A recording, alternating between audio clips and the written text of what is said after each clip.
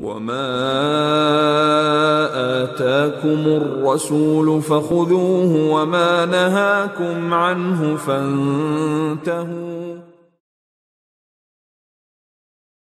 أعوذ بالله من الشيطان الرجيم. بسم الله الرحمن الرحيم.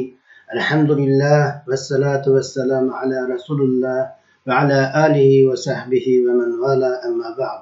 Assalamu alaikum qarindoshlar. Biz bugun hadis ko'rsatmalar darsimizning 95 dersini o'qiymiz. Darsimizning mavzusi jannat va jannat ahli degan iqtiboti. Vaqti biz payg'ambar alayhissalomning 3 hadisini ko'rib o'tamiz. أعوذ بالله من الشيطان الرجيم. بسم الله الرحمن الرحيم.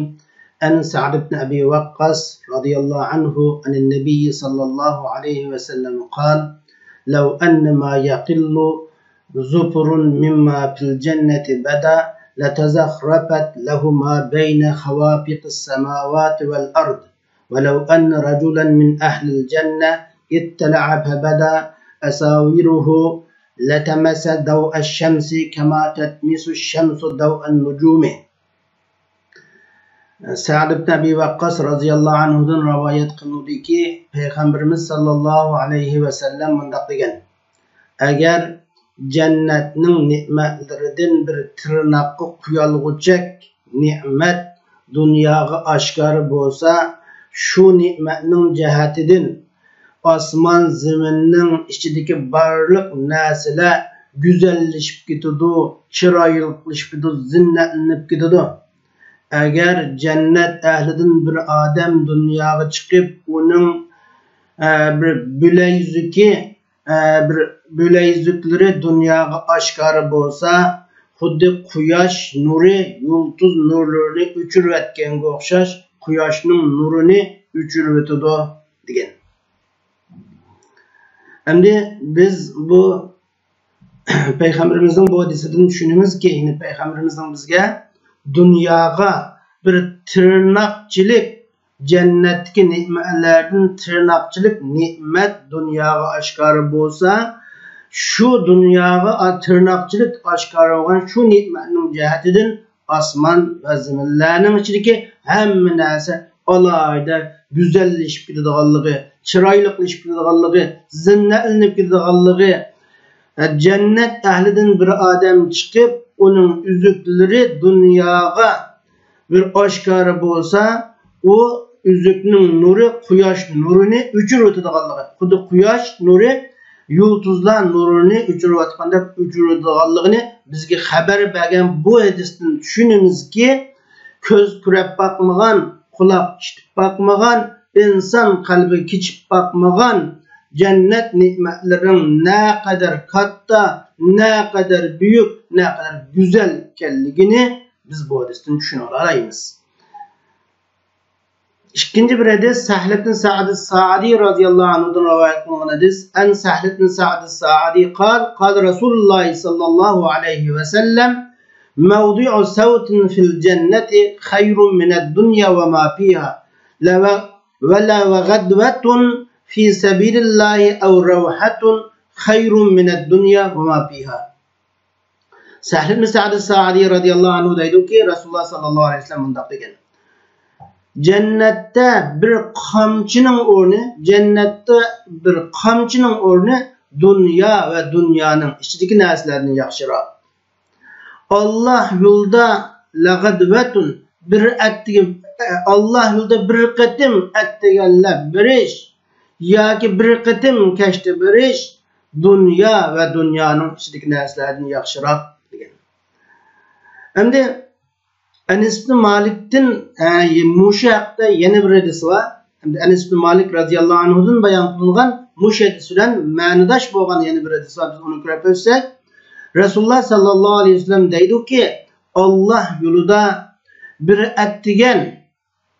attiganda bir qatim berish yoki Allah yo'lida kashta bir qatim berish dunyo va dunyoning ichidagi narsalardan yaxshi. Sizlarning biringlarning o'qiyasining bir o'qiyachilik yeri, sizlarning biringlarning o'qiyasi egallagan o'rin yoki sizlarning biringlarning qadimining o'rni jannatdan, dunyo va dunyoning ichidagi narsani yaxshiroq. Agar cennet ehlinin ayallarından bir ayal ziminge çıkıp çıksa, ziminge şunda aşkara bolsa, o ayalının nuru dün asman ziminin içine bütünley rurdu ötüdü. O ayalının nurlu asman ziminin içine huşburakı toldurup ötüdü.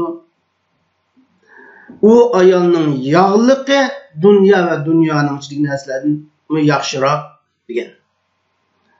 Endi biz bu hadisda qaraydigan bo'lsak, Allah yolida jihad qilish amallarning eng afzali bo'lganligi uchun Allah yolida shahid bo'lish inson savab beriladigan amallarning eng aşu köp savab beriladigan amallardan bo'lganligi uchun mush hadisda Peygamber Aleyhisselam Allah yolida jihad qilishning ajrining intayin katta ekanligini ham bayon qilib berdi va jannat ne'matlarining ne kadar büyük ekanligini bayon qilib dediki, Resulullah sallallahu aleyhi ve sellem Allah yolida jihad qilish uchun, urush qilish uchun, Allah yolida jihad qilish uchun bir attiganda bir qatimliq urushga qatnashish yoki kashlab bir qatim berish, yani Allah yolida urush qilish uchun kashlab bir qatim urushga chiqish, mana bu dunyoning ichidagi bütün narsadan yaxshi degan. Endi bu dunyodagi barliq narsalardan yaxshi deganni deb shundala o'ylasak, endi hozir deymiz dunyoda 7 milyarddan yuqori inson bor deymiz. Demak, dunyoning ichidagi barliq narsani yaxshiroq Allah yolida jihad qilish uchun bir qatim urushga chiqqanlik degan tirbida yoki kash tirbida Allah yolida jihad qilish uchun bir qatim chiqqanlik, buni yaxshi deganligimiz 7 milyard insondan ortiq bo'lgan insonlar erishgan narsadan ortiq demakdir. Yani bütün dünyadaki insanlar qo'lga keltirgan mal dunyoning lazzatidan bunun lazzati yuqori, buningdan yuqori demakchi bu yerda. Endi deydi Rasululloh, sizlarning biringlarning bir o'qiyasining miqdori chek jannatdan bir o'ringa ega bo'lish yoki sizlarning biringlarning bir qadimining o'rni jannatdan, shuncha o'ringa jannatdan ega bo'lish, buni bu dunyo ve dünyanın işte barlık narsalardan yaxşıroq.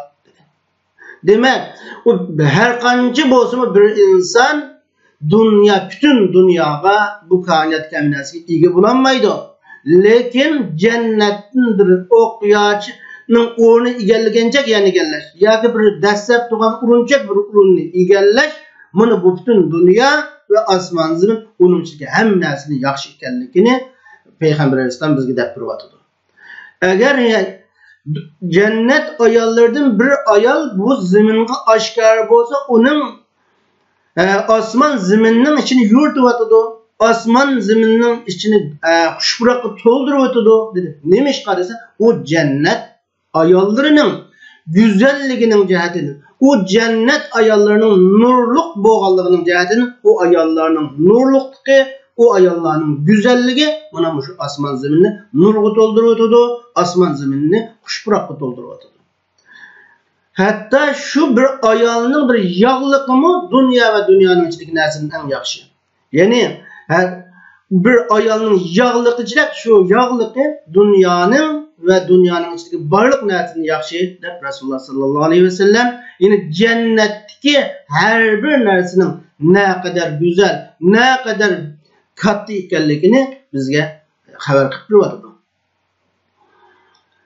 Yana bir hadis Anas ibn Malik radhiyallohu anhudan bayon qilingan hadis. Anas ibn Malik qala Rasululloh sallallohu alayhi ve sellem yub'asu ahlul jannati ala surati Adam fi milad 33 sene jurdan murdan mukahhalina summa yuzhabu bihim ila şeceratin fil cenneti feyuktebune fiha la tebla siyabuhum ve la yetna şebabuhum. Anas bin Malik radıyallahu anhu'dan rivayet kılındı ki, Anas bin Malik radıyallahu anhu dedi. Resulullah sallallahu aleyhi ve sellem dedi. Cennet ehli kıyamet günü cennet ehli Adem aleyhisselam'ın sürütüde tirgizildi. 33 yaşta tirgizildi. Jurdan hech qanday banidini tukmi bo'lmagan ve yüzlerinde, zakaklarda hiç qanday tuk bo'lmagan, ko'zlariga surma tatılgan holatda turgizildi. Ular jannatda bir daraxtning qashig'i ilib borildi. O daraxtdan kiyim ko'gizildi ki ularning kiyimlari mangu ko'nimaydi. Ularning bu 33 yoshlik holati mangu yo'qimaydi deb Payg'ambar alayhisalom bizga jannat ahlining qaysi suratda, qaysi yoshda bo'lganligini bu hadis bizga deb berdi. Yani hadisda Payg'ambar alayhisalom deydi, jannat ahli jannat kirgizilganda, jannat ahli jannatga kirgizilganda ular şu Adem alayhisalomning yana egizligi 60 gaz bo'lgan, kengligi gavdasi 7 gaz bo'lgan deymiz endi Adem alayhisalomning egizligi 60 gazda, kenglik gavdaligi 7 gazda deymiz. Mana shunda 60 gazda 7 gazlik şekilde bo'lgan Adem alayhisalomning surati turgizildi. Jannat ahlining yaşı 33 yaş oldu. Meyli cennetga kirdigan odamlar dünyada en qirib dunyodan ketgan odam olsun, en kichik holatda ketganlar olsun, o qancha yoshda bu dunyodan ketgan bo'lishdan qat'iy nazar hammasi bir butun 33 yosh bilan jannatga kirdi. Ularning jasadida hech qanday tuk bo'lmaydi, yuzlarida, zaqoqlarda hech qanday tuk bo'lmaydi. Ya'ni ularning ko'zlariga güzelligini texmi ziyoda qilish, chiroyini texmi go'zal qilish uchun ko'zlariga surma tatili holatda shunday jannatga kirgiziladi. Endi bularning bunda 33 yoshda anda kirgizilishi, chunki bu 33 yosh yoshlikning kamolatiga to'shqan bir davr. Erlikning nayda voyaga yetgan, nayda adam yoshlikka urg'ib turgan bir davr.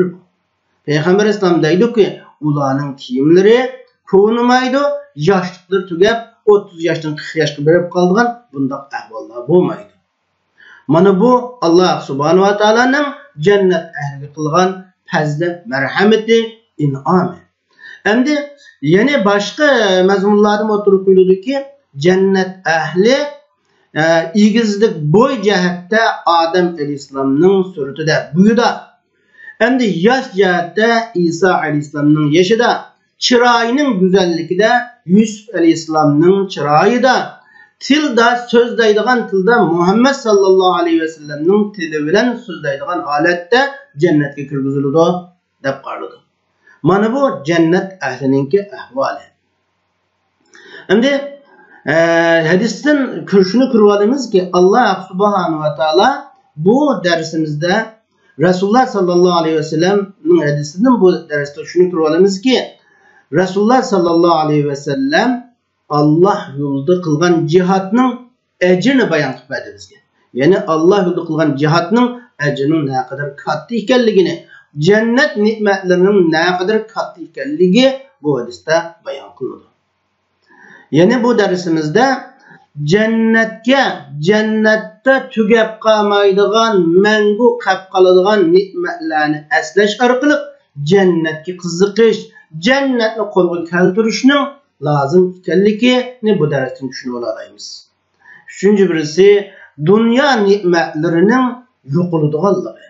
Dünya nimetleri shuncha yuqori bilsakmi, shuncha katta bilgan dünya nimetleri cennet ahli bo'lgan bir ayolning yog'ligiga teng kelmaydiganligini bu darsdan ko'rib olamiz. Shunga Allah subhanahu wa taala hammamizni bu cennetga kirdiganlarning qatoridan qilsin.